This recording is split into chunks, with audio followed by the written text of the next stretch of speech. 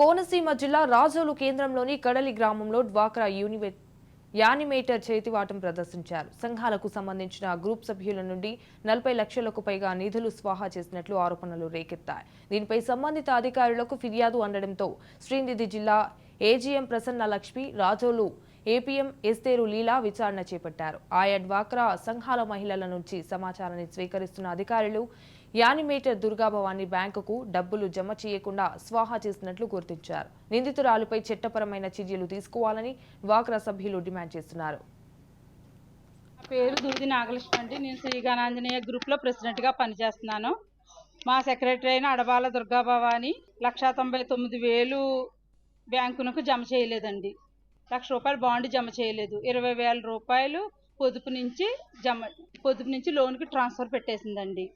1,71,000 రుణమాఫీ డబ్బులు లోన్లోకి వెళ్ళిపోయినాయండి. ఇవన్నీ అడిగానని చెప్పి తన సంతకం రాసి పెట్టించింది. నేను నెలాఖరికల్లా కడతానని నాకు లెటర్ రాసి ఇచ్చిందండి. అవన్నీ అడిగితే నా పేరు సుష్మా మమతాదేవి.